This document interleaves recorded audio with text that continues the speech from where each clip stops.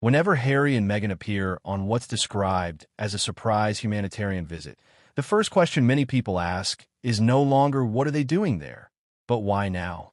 Their recent trip to Jordan sparked exactly that kind of reaction.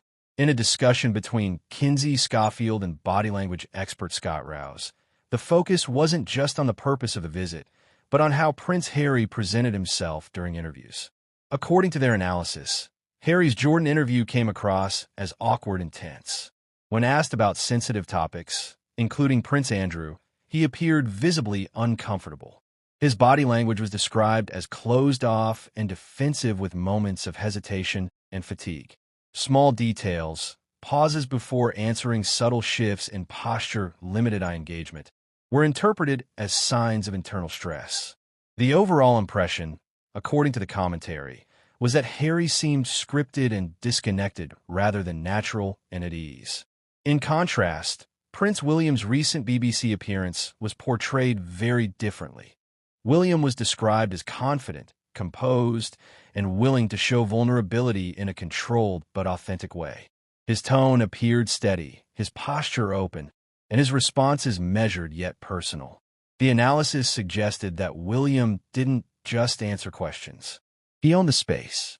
He appeared relaxed, secure in his role, and comfortable engaging with the public narrative.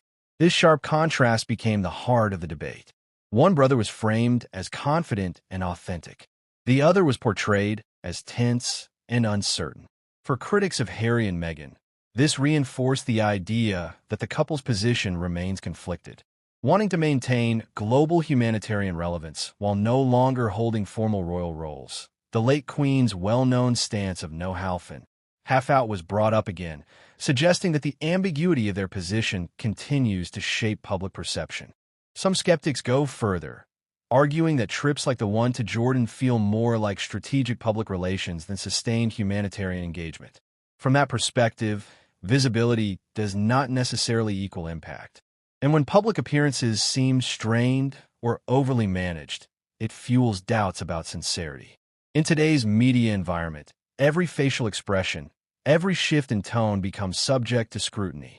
At the same time, despite ongoing criticism, Harry and Meghan remain magnetic figures in global media.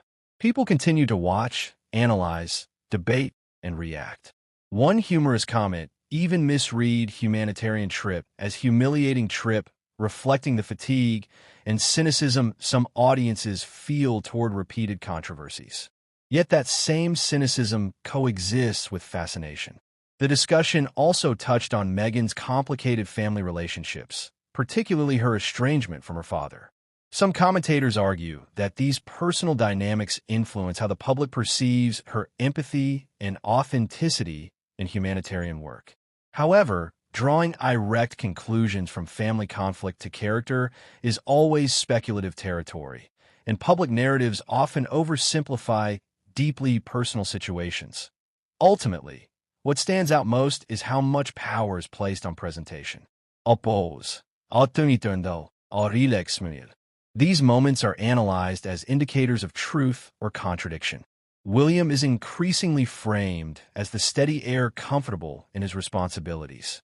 Harry, by contrast, is portrayed as a man navigating two worlds, royal heritage and independent global activism, without fully resolving the tension between them. Whether one agrees with that assessment or not, the comparison speaks to a broader divide in public opinion. The debate isn't just about body language or one trip to Jordan. It's about identity, credibility, and narrative control. Two brothers, two trajectories, one monarchy navigating modern skepticism. And as long as both remain in the global spotlight, comparisons will continue. Analysts will dissect posture. Commentators will decode tone. Supporters will defend. Critics will amplify. Because ultimately, this is not just about body language. It is about power in transition. It is about whether influence in the 21st century belongs to inherited structure or to personal brand. And perhaps most importantly, it is about whether stepping away from the institution truly frees someone from it, or simply places them in permanent dialogue with it. The Jordan trip may have lasted only days, but the conversation it reignited is far from over.